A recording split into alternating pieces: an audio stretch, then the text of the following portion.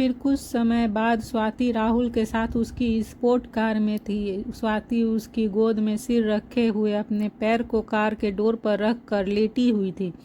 तभी राहुल ने स्वाति के गाल खींचते हुए कहा, यह सब तुमने किया ना? स्वाति ने तिरछी नज़रों से उसे देखते हुए कहा, हाँ, यह सब हमने ही किया है। आपके इंतज़ार में रहती तो किसी और के बच्चों की माँ बन जाती। स्वाति की बात पर राहुल ने उसकी नाक खींचते हुए कहा, सोचना भी मत किसी और के बारे में। स्वाति राहुल की गोद से उठकर बैठ गई। वह जैसे ही कुछ बोलने को हुई कि तभी उसके ऊपर पानी के कुछ बूंदें गिरने लगी। स्वाति ने ऊपर आकाश की तरफ देखा तो घने बादलों को देखकर वह खुश हो गई और उसने अपने दोनों हाथ फैलाते हुए कहा, वाह, बारिश। राहुल ने जल्दी से बटन प्रेस करके कार की छत को क्लोज कर दिया। राहुल के ऐसे करते ही स्वाति ने उसे घूर कर देखते हुए कहा, क्या आपको बारिश पसंद नहीं? राहुल स्वाति के सवाल पर उसे मुंह बनाकर देखने लगा। राहुल को कीचड़ बिल्कुल पसंद नहीं थी और बारिश से कीचड़ होती थी। वही वजह थी कि राहुल को बारिश पसंद नहीं थी। उसने स्वाति को देखते हुए धीरे से न में सिर हिला दिया। स्वाति ने उसे एक नज़र देखा और कार से निकलकर बारिश में भीगने लगी। राहुल स्वाति को ऐसे बारिश में भीगता देखकर उसे लेने के लिए कार से निकलकर उसके पास चला गया और उसका हाथ पकड़कर उसे अपने साथ ले जाते हुए कहा, बारिश में भीगोगी तो बीमार पड़ जाओगी। स्वाति ने राहुल का हाथ झटका और उसे देखते हुए कहा, बारिश से आपको प्रॉब्लम है, मुझे नहीं। मुझे तो बारिश बहुत पसंद है, मैं तो भीगूंगी और आपको जानना है तो जाइए। कहते हुए उसने एक बार फिर अपनी बाहें फैला दी और अपना चेहरा ऊपर कर लिया। राहुल खड़े होकर उसे बारिश में भीगते हुए देख रहा था। अब तक राहुल भी पूरा भीग चुका था। उसने एक हाथ से अपने बालों का पीछे किया और स्वाति को देखते हुए उसकी तरफ बढ़ने लगा। वहीं स्वाति के सामने जाकर खड़ा हो गया।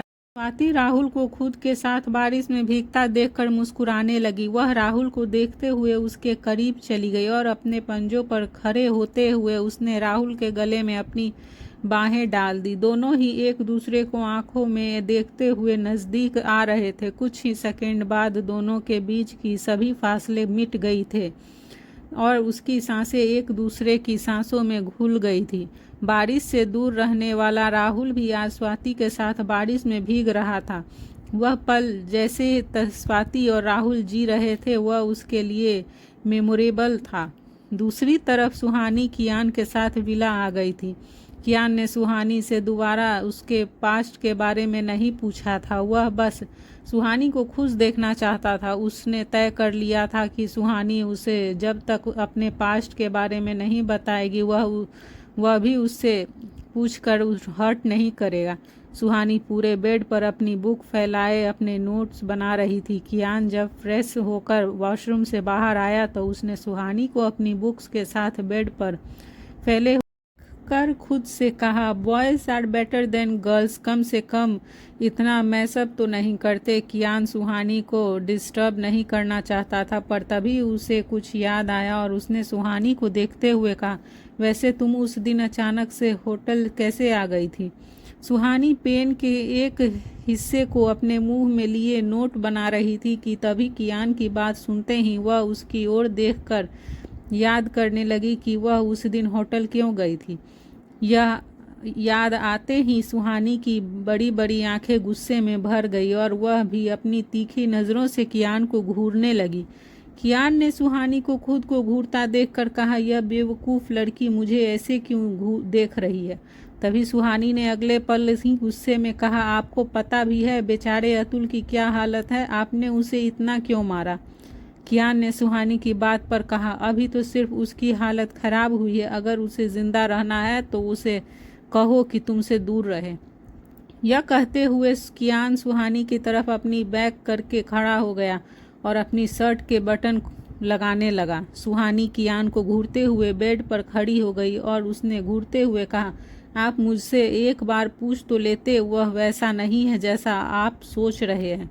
सुहानी की बात पर कियान ने उसकी ओर मुड़कर देखा और वह सुहानी को कन्फ्यूज़न में देख रहा था। तभी सुहानी ने उसी कन्फ्यूज़न को दूर करते हुए कहा, अरे मेरा मत ही is interested boys not girls. Kiyan Suhani की बात सुनकर चौंक गया और उसे कहा, यू मीन टू से वह एक। यह कहते हुए उसने बात को जानबूझकर अधूरा छोड़ दिया तो सुहानी ने उसकी बात को पूरा करते हुए कहा, हाँ वह एक वही है। कियान यह सुनकर शॉक्ड हो गया। तभी सुहानी अपने दोनों हाथ पीछे बांधते हुए शरारती अंदाज में धीरे से अपने कदम उसकी तरफ बढ़ाते हुए और स्माइल करते हुए उसके पास चली आई। फिर कियान की आंखों में देखकर स्माइल करते हुए उसने कहा, आपको पता है अतुल का पहला क्रश कौन था? सुहानी के ऐसे अंदाज को देखकर और उसकी बात सुनकर जैसे कियान को अंदाजा हो गया था कि वह किसका नाम लेने वाली है, इसीलिए उसने सुहानी को बीच में ही टोकते हुए कहा, डोंट टेल मी कि वह मैं था। कियान की बात सुनते ही सुहानी जोर जोर से हंसने लगी और उसने हंसते हुए ही कहा, आप ही थे, बट जैसे हमारी शादी हुई है बेचारे का दिल टूट गया और अब उसका न्यू क्रश शिवा है। यह कहकर सुहानी फिर से हंसने लगी। सुहानी की बात सुनकर और उसे ऐसे हंसता हुआ देखकर उसने मन में ही खुद से कहा, oh shit Shiva, I hope कि वह केयरफुल रहे। वहीं दूसरी तरफ कैलिफोर्निया में एक आर्ट यूनिवर्सिटी के अंदर एक लड़की जो जल्दबाजी में लग रही थी, उसकी नज़रें कॉरिडोर से जाते हुए सभी रूम के नंबर पर थी। उसके एक हाथ में पोर्टफोलियो और दूसरे हाथ में कैनवास था। उसकी सुंदर काली आंखों पर चढ़ा मोटे फ्रेम का चश्मा जैसे वह बीच बीच में ठीक कर रही थी, वह यह करते हुए बहुत क्यूट लग रही थी। उसका गोरा रंग और काली बाल थे। वह दिखने में बहुत प्रिटी थी, बिल्कुल सिंड्रेला की तरह क्यूट और प्यारी। तभी उसके सामने अचानक एक लड़का आ गया और उसे देखकर वह लड़की रुक गई। लड़के को देखकर उसने अपने चश्मे को फिर से ठीक किया और अपने गले से एक सूखा घूंट उसने नीचे उतारा। उसके सामने खड़ा लड़का वही कर रहा रहने वाला था। उस लड़के के लुक भी दिखने में अच्छे थे, उसने अपना एक हाथ पीछे छुपा रखा था। उसने अपने उस हाथ को बाहर निकालते हुए लड़की के सामने कर दिया। उस लड़के के हाथ में रेड रोज था। वह लड़की अचानक उस लड़के के ऐसे प्रपोज करने से सरप्राइज हो गई थी। तभी लड़की ने खुद को नॉर्मल करते हुए कहा, listen Harry, I understand your feeling but I can't expect it because I only कंसीड you my friend. लड़की के मना करने पर भी हैरी नहीं मान रहा था। उसने लड़की का हाथ पकड़कर उसे रोते हुए कहा, but CV I love you. CV Harry को ऐसी हरकतें करते देखकर घबरा रही थी और उसने अपना हाथ छुड़ाने लगी। यह देखकर हैरी सीवी को गुस्से में देखने लगा और उसे अपना प्रपोजल एक्सेप्ट करने के लिए उस पर प्रेशर डालने लगा। सीवी अभी भी उसे अपना हाथ छुड़ाने की कोशिश कर रही थी तो वहीं हैरी के हाथ की पकड़ सीवी के हाथों पर कसती जा रही थी। हैरी के ऐसा करने से सीवी के हाथ में दर्द होने लगा था, जिसकी एक झलक उसके चेहरे पर भी दिख रही थी। तभी अचानक से हैरी को अपने हाथ पर किसी की मजबूत पकड़ का एहसास हुआ। हैरी ने जैसे ही उस हाथ को देखा तो उसने उस शख्स का चेहरा देखने के लिए उसकी ओर देखा। वे दोनों आंखें जिसमें गुस्सा और जुनून भरा था, वे हैरी को ही घूर रही थी। उन आंखों में इतनी तपस थी कि वह शख्स अपनी आंखों से ही हैरी को रोस्ट कर रहा था। हैरी ने जल्दी से सीवी के हाथ को छोड़ दिया और उस शख्स ने अपना हाथ छुड़ाने लगा। हैरी की लाख कोशिश के बाद भी वह उस शख्स से अपना हाथ नहीं छुड़ा पाया था। हैरी के हाथ में बहुत दर्द हो रहा था, उसका चेहरा भी दर्द से लाल हो गया था और उसकी आंखों में आंसू भर आए थे। यह देखकर सीवी ने उस शख्स का हाथ पकड़ते हुए कहा, रिहाना छोड़ दो उसे, वह मेरा क्लासमेट है। रिहान ने एक नज़र सीवी को देखकर हैरी को देखते हुए अपने रूड टोन में कहा, क्लासमेट है तो इसे कहो कि अपनी हद में रहे, ऐसी हरकतें करेगा तो इसका हाथ तोड़कर इसके दूसरे हाथ में रख दूंगा। सीवी के कहने पर रिहान ने हैरी का हाथ छोड़ दिया। हैरी ने अपने हाथ को देखा, उसके हाथ पर रिहान के हाथों की छाप चढ़ गई थी। उसका पूरा हाथ लाल हो गया था। वह अपने हाथ को देखकर शॉक्ड था। उसके चेहरे पर दर्द उभर आया था। रिहान ने हैरी का हाथ छोड़ दिया था और सीवी का हाथ पकड़कर उसे कॉलेज की बिल्डिंग के पीछे ले आया था। उसने उसे दीवार से लाकर खड़ा कर दिया और उसकी चश्मे के पीछे छुपी आंखों में देखते हुए कहा, आप क्यों बार बार ऐसे बीच में आ जाती हैं? आप इन लोगों को बचाती क्यों हैं? आपने खुद देखा ना यह क्या करने जा रहा था आपके साथ। रिहान की बात सुनकर सीवी ने उल्टा उसी पर गुस्सा करते हुए कहा, और आप क्या हैं? आप क्यों आ जाते हैं बार बार? मेरे मना करने के बाद भी क्यों नहीं समझते कि मुझे आपके साथ नहीं रहना? तभी रिहान ने उसकी बात पर कहा, because you are my responsibility. Rihan की बात सुनकर उसे और गुस्सा आ गया और उसने चिल्लाते हुए कहा, रिस्पॉन्सिबिलिटी माई फुट, कैद करके रखा हुआ है आपने मुझे। यह मत करो, वह मत करो, यहाँ मत जाओ, वहाँ मत जाओ।